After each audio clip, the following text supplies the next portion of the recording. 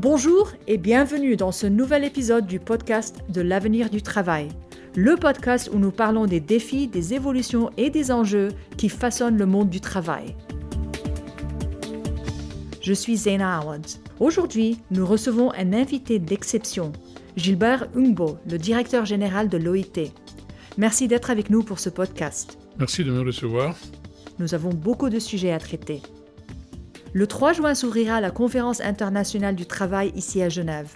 La CIT, qui est souvent comparée à un Parlement international du travail, ouvre dans une période qui s'annonce une fois de plus difficile pour le marché de l'emploi et pour l'économie mondiale. Avant d'aborder les principaux sujets de la conférence, j'aimerais parler de la situation actuelle du marché du travail. L'OIT vient de publier une mise à jour des perspectives sociales et de l'emploi dans le monde. Elle estime que le taux de chômage mondial en 2024 s'élèvera à 4,9%. Il s'agit d'une baisse par rapport au taux de 5,0 enregistré en 2023 et d'une révision positive car la précédente projection de l'OIT pour le chômage mondial en 2024 était de 5,2%. Faut-il se réjouir de cette petite amélioration ? Tout d'abord, je vous remercie de l'occasion que vous m'offrez pour cet entretien. Effectivement, je pense qu'il est important de voir le verre à moitié plein. Une baisse du taux de chômage global, c'est une bonne nouvelle, même si elle est très infime de 5% en 2023 à 4,9%. Mais ce qui est même plus important, c'est de voir aussi la baisse suite à la révision de nos estimations depuis novembre, où est-ce qu'on était à 5,2% pour 2024, de 5,2 à 4,9. C'est quand même assez important. Ceci étant, il faut quand même se dire que lorsqu'on regarde les données, lorsqu'on commence à regarder les données par région, ou alors à les analyser sous l'angle des pays à revenus élevés, les pays intermédiaires ou les pays à faible revenu, c'est là que nous constatons que les inégalités non seulement persistent, mais s'agrandissent. L'autre point qui est important de soulever, c'est que depuis 2 ans, nous avons commencé, en plus du taux de chômage qui essentiellement reflète le nombre de personnes sans emploi selon les statistiques et les différents départements de statistiques, mais nous avons commencé à mesurer aussi, en plus des chômages tel qu'on le connaît, le nombre total des gens qui aimeraient travailler, mais qui n'ont pas d'emploi. En d'autres termes, en plus des chômeurs, nous ajoutons ceux qui se sont découragés et sont sortis du marché du travail et qui ne cherchent même plus du travail, même s'ils aimeraient avoir du travail.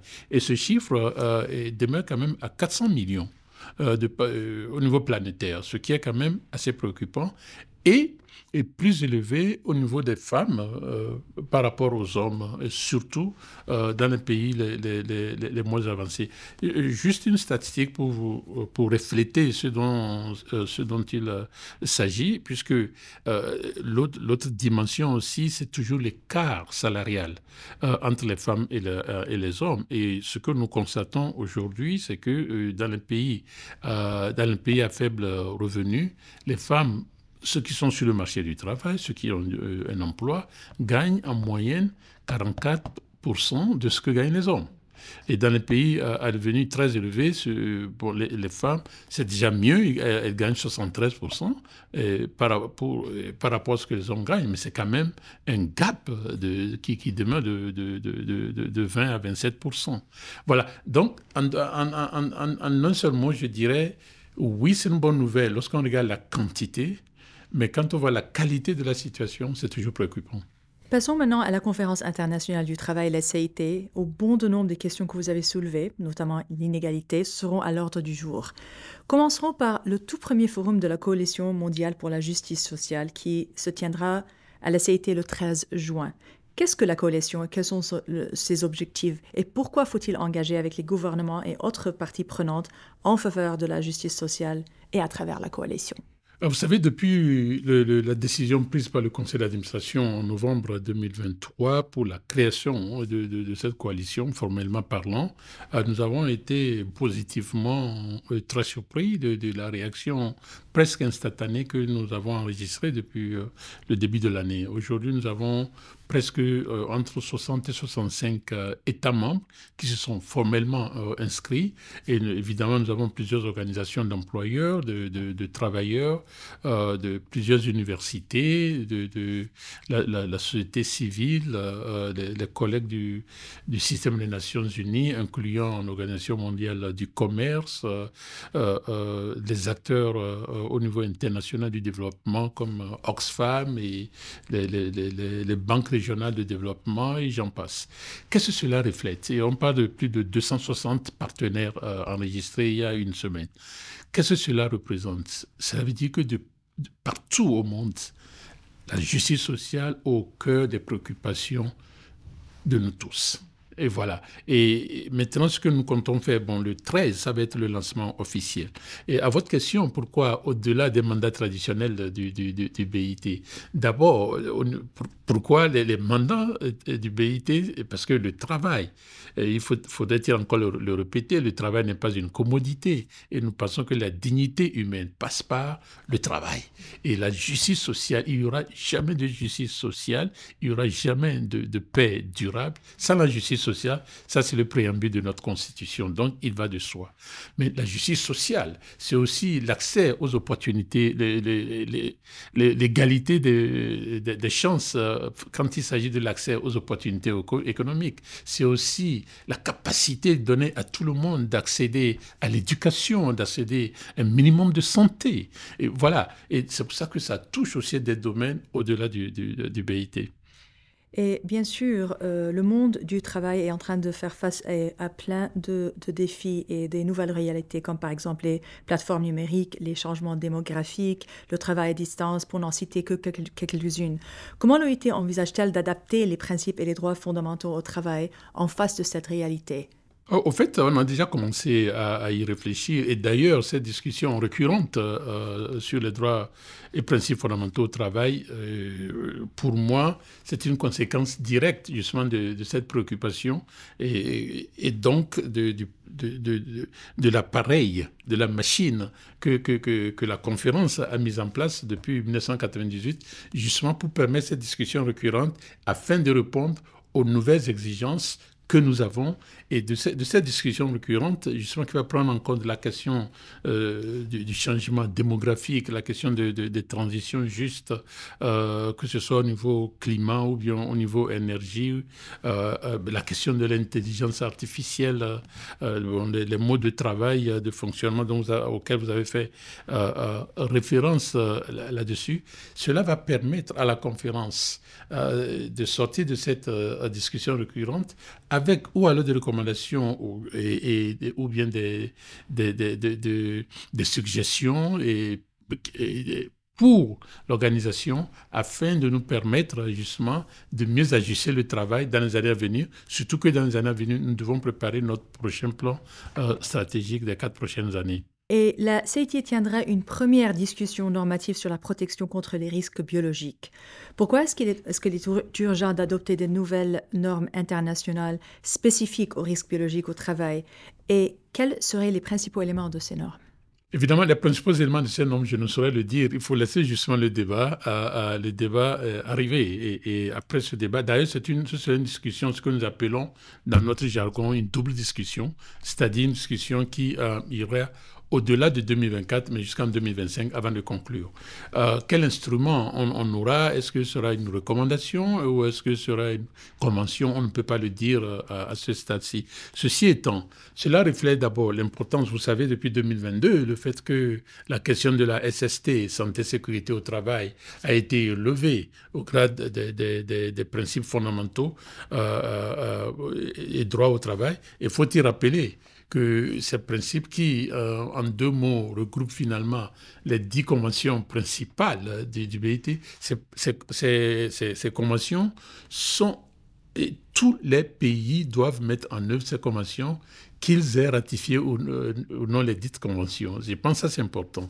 Et donc, l'étude de la question justement biologique va en ligne droite pour voir à quel point nous sommes mieux préparés d'un point de vue santé et sécurité au travail Et aussi, je dois lui dire, c'est la résultante du travail que le groupe tripartite fait. Il y a un groupe tripartite qu'on a créé pour justement passer en revue toutes les anciennes conventions.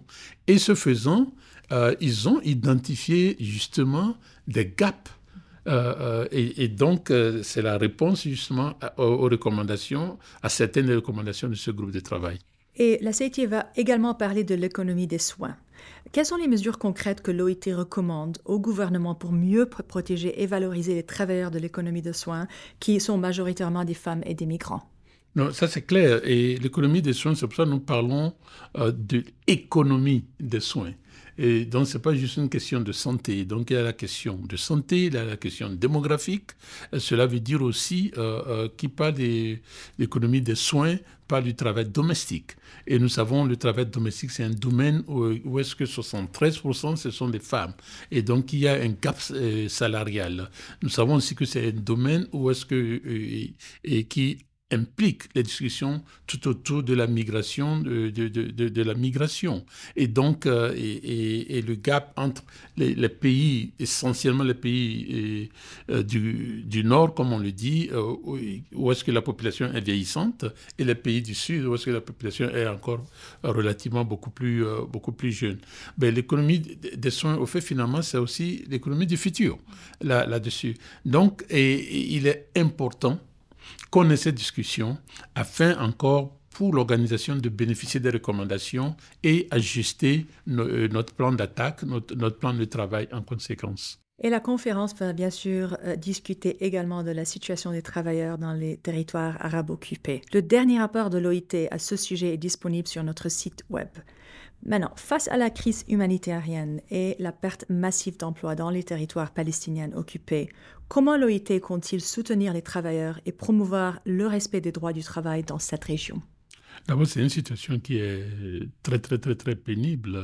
Nous tous nous souvenons, et avec horreur, le déroulement encore ces derniers jours. Nous savons, avec l'attaque du camp des réfugiés avec 45 morts, c'est pénible, c'est horrifiant et c'est révoltant, il faut bien le dire.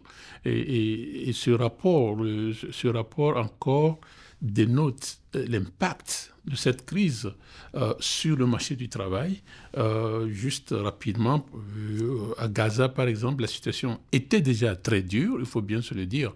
Avant le 7 octobre, le jour de l'attaque de Hamas contre Israël, mais le taux de chômage était déjà de 25% à Gaza. Et maintenant, dans nos rapports que nous avons mis en ligne, on parle de 45%, donc ça a presque doublé. Même si il y a aussi l'impact, la situation s'est empirée aussi au niveau de la Cisjordanie. Et voilà, donc inutile de parler encore du travail, de la situation des femmes sur le marché du travail dans ces circonstances.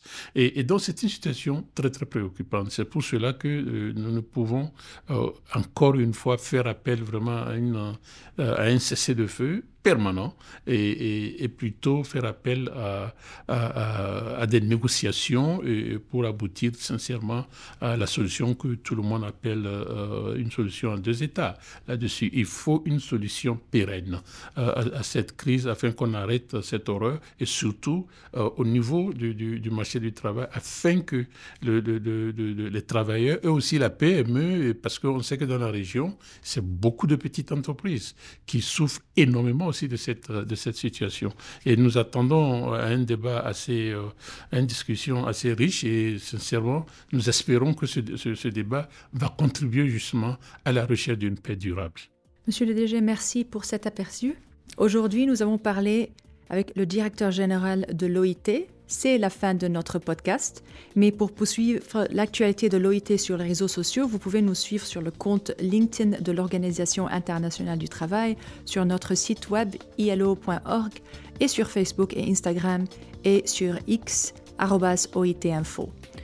Dans les semaines à venir, nous continuerons à parler des changements qui bouleversent le monde du travail, mais pour l'instant, nous vous disons au revoir et à très bientôt pour un autre épisode des Voix de l'OIT.